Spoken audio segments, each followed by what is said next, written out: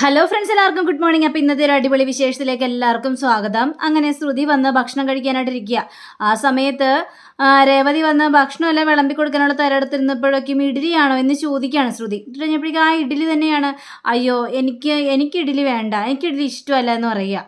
അപ്പോൾ ഇത് കഴിഞ്ഞപ്പോഴേക്കും അയ്യോ മോൾക്ക് എന്താ ഇഷ്ടം എന്ന് ചന്ദ്ര ചോദിക്കുക. എനിക്ക് ദോശ മതി രേവതി, എനിക്ക് ദോശ ഉണ്ടാക്കി തരാമോ, എനിക്ക് ദോശയാണ് ഇഷ്ടം എന്ന് രേവതിയോട് കൽപ്പിക്കുന്ന രീതിയിൽ പറയുകയാണ് ഈ ശ്രുതി. ശരി എന്നും പറഞ്ഞുകൊണ്ട് നമ്മുടെ ചന്ദ്രയാണെങ്കിൽ രേവതി നിന്താ നോക്കി നിൽക്കുന്നത്, പോയി ദോശ ഉണ്ടാക്കടി. അപ്പോൾ രേവതി അടുക്കളയിലേക്ക് വീണ്ടും പറഞ്ഞുവിടുകയാണ് ശ്രുതിക്ക് വേണ്ടി ദോശ ഉണ്ടാക്കാനായിട്ട്. പക്ഷേ ഇവരുടെ ഈ കാര്യങ്ങളെല്ലാം കണ്ടുകൊണ്ട് നിൽക്കുകയാണ് സച്ചി. അപ്പോൾ സച്ചി എവിടം വരെ ഒന്ന് പോവല്ലോ എന്നൊക്കെ അറിയാൻ വേണ്ടി തന്നെ ഇങ്ങനെ കാത്തുകൊണ്ട് നിൽക്കുകയാണ്. ആ ബാൽക്കണിയിൽ ഇങ്ങനെ നോക്കി നിൽക്കുകയാണ്. അപ്പോഴാണ് ദേ വർഷ ഇറങ്ങി വരുന്നത്. അപ്പോൾ വർഷ ആരെയോടൊക്കെ ഫോൺ ചെയ്തിട്ട് ഈ ഡബിങ്ങിനെ കുറിച്ച് പറയുകയാണ്. സാറേ ഒന്ന് മാറ്റി പിടിക്കും സാറേ, ഇതൊക്കെ ഒന്നും വേണ്ട സാറേ. ആ അമ്മായിയമ്മ മരുമകളുടെ ദ്രോഹിക്കുന്ന കാര്യം ആലോചിക്കുമ്പോൾ തന്നെ എനിക്ക് കലി വരികയാണ്. ഒക്കെ എങ്ങനെ ഡബ് ചെയ്യണം സാറേ, ഇത്രയ്ക്ക് അമ്മായിയമ്മ ദ്രോഹം ചെയ്യാനായിട്ട് പാടില്ല, അമ്മായിയമ്മനെ ശരിക്കും ശരിയാക്കേണ്ടതാണ് എന്നൊക്കെ പറഞ്ഞുകൊണ്ട് വർഷ ഇങ്ങനെ പറഞ്ഞുകൊണ്ട് വരിക. അപ്പോൾ ഇതെല്ലാം ചന്ദ്ര കേട്ടുകൊണ്ട് നിൽക്കുകയാണ്. അപ്പോൾ ചന്ദ്ര ചോദിക്കണം, എന്താ മോളെന്താ അമ്മായിയമ്മനെയൊക്കെ കുറിച്ച് പറയുന്നതൊക്കെ കേട്ടല്ലോ, മരുമകളോട് പോരെടുക്കുന്ന അമ്മായിയമ്മയെക്കുറിച്ചാണല്ലോ പറയുന്നത്. അത് പിന്നെ ആൻറ്റി, ഞാനൊരു സീരിയലിൻ്റെ കാര്യമാണ് പറഞ്ഞത്.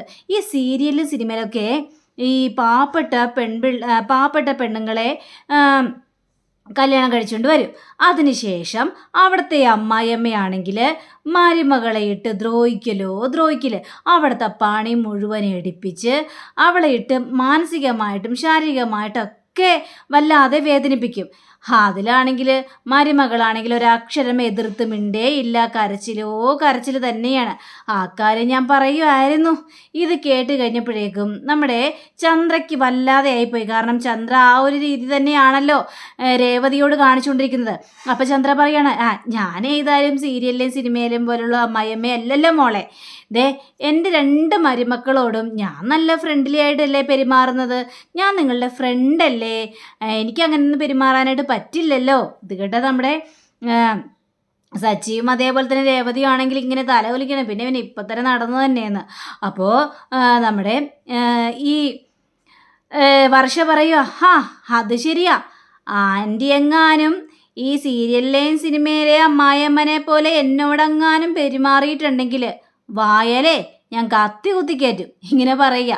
ഇത് കേട്ട ചന്ദ്രയാണെങ്കിൽ ആകെ പേടിച്ച് വിറച്ചൊരവസ്ഥയിലായി പോവുകയാണ്. ഇത് കേട്ട രേവതിയാണെങ്കിൽ അടുക്കളയിൽ നിന്ന് രേവതിക്ക് ചിരി സഹിക്കാനും പറ്റുന്നില്ല. അപ്പോൾ മോളെ അങ്ങനെയൊന്നും ഉണ്ടാവില്ലല്ലോ മോളെ, നീ വെറുതെ പറഞ്ഞത് എനിക്കറിയാം, ചുമ്മാ ഒരു തമാശ പറയാനായിട്ട്. മോളെ ഇവിടെ ഇരിക്കും, മോൾക്ക് ഭക്ഷണം വേണ്ടേ എന്ന് പറയാം. രേവതി എന്നും പറഞ്ഞുകൊണ്ട് ഒച്ചത്തിലൊരു വിളി. ഇപ്പം രേവതിക്ക് അരിശവും വരുന്നുണ്ട്.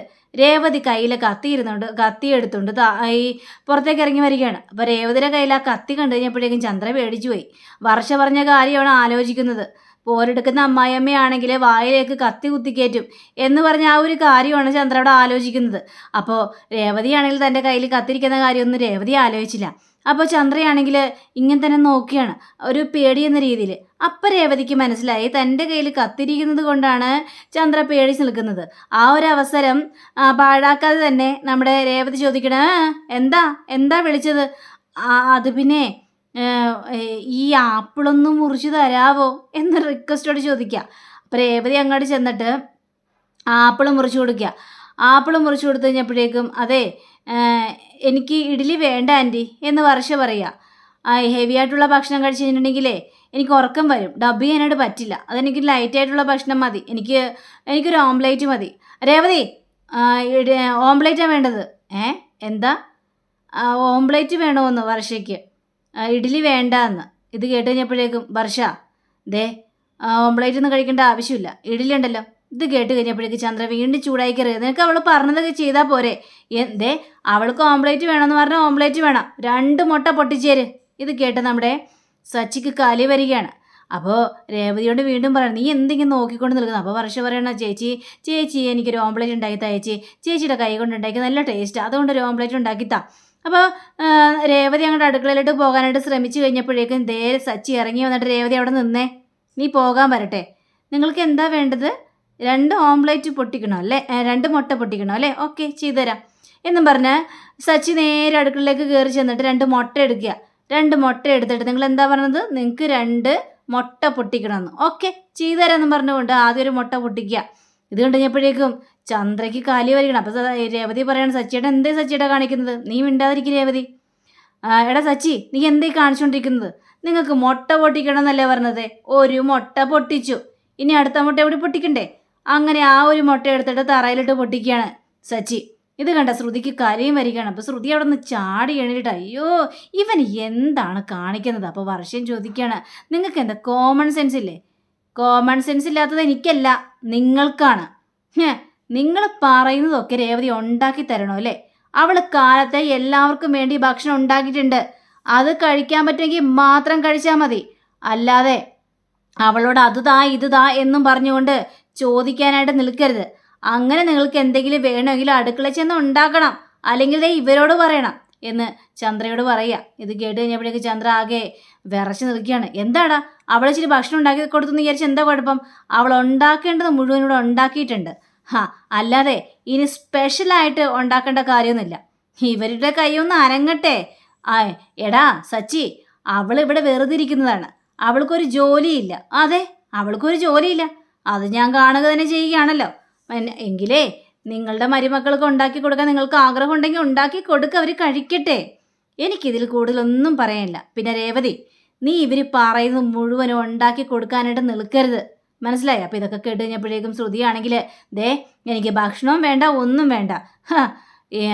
തറയിൽ മുഴുവൻ നാട്ടിച്ചില്ല നിങ്ങൾ, എനിക്ക് ഹോട്ടലിൽ പോയി ഭക്ഷണം കഴിച്ചാൽ മതി എന്ന് പറഞ്ഞുകൊണ്ട് ശ്രുതി ഇറങ്ങി പോവുകയാണ്. അപ്പോൾ വർഷയാണെങ്കിൽ, ചേച്ചിയുടെ കൈ കൊണ്ടുണ്ടാക്കിയ ഭക്ഷണം കഴിക്കാനായിട്ട് നല്ല ടേസ്റ്റാണ്, അതുകൊണ്ടാണ് ഞാനൊരു ഓംലേറ്റ് ഉണ്ടാക്കി തരുമെന്ന് ചോദിച്ചത്. അതിന് ചേച്ചിയുടെ ഭർത്താവ് പറഞ്ഞത് കേട്ടില്ലേ? എനിക്ക് ഭക്ഷണം വേണ്ട, ഞാൻ ഹോട്ടലിൽ നിന്ന് കഴിച്ചോളാം എന്നും പറഞ്ഞുകൊണ്ട് വർഷ ഇറങ്ങി പോവുക.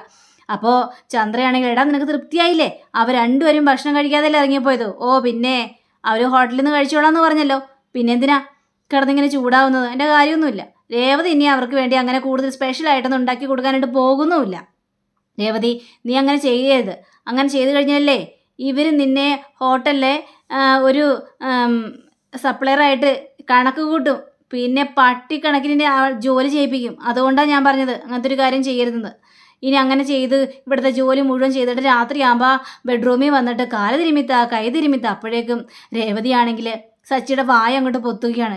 സച്ചിയേട്ടൻ ഒന്നും മിണ്ടാതിരിക്കുക, സച്ചിയേട്ടൻ വാവാന്ന് ഭക്ഷണം കഴിക്കുക, എനിക്ക് വേണ്ട ഭക്ഷണമൊന്നും, ഞാൻ ജോലിക്ക് പോവുക. എന്നാൽ ശരി, സച്ചിയേട്ടൻ ജോലിക്ക് പോകാനായിട്ട് നോക്ക് എന്നും പറഞ്ഞുകൊണ്ട് സച്ചിയെ പറഞ്ഞു വിടുകയാണ്. അപ്പോഴേക്കും നമ്മുടെ ചന്ദ്ര നേരെ രേവതിയുടെ അടുത്തേക്ക് ചെന്നിട്ട്, എടി രേവതി, അവനെ കൊണ്ട് ഇങ്ങനെയൊക്കെ പറയിപ്പിച്ചപ്പോൾ നിനക്ക് സമാധാനമല്ലേ? അവനെന്തിനാണ് നിന്നോട് ജോലി ചെയ്യാൻ പറയുമ്പോൾ ഇടക്ക് കയറി അങ്ങോട്ട് വരുന്നത്? ദേ അവർ രണ്ടുപേരും ഭക്ഷണം കഴിക്കാതെ പോയപ്പോൾ നിനക്ക് സമാധാനമല്ലേ? അത് കൊള്ളാമേ. ഞാനെന്ത് ചെയ്തു? ഞാനൊരു തെറ്റും ചെയ്തില്ലല്ലോ. നീ ഒരു തെറ്റും ചെയ്തില്ല. ദേ ഇത് കണ്ടില്ലേ, നിന്റെ ഭർത്താവ് കാണിച്ചിട്ടിരിക്കുന്നത് ആ മുട്ട 2 പൊട്ടിച്ച്, അതെല്ലാം ക്ലീൻ ആക്കിക്കോ.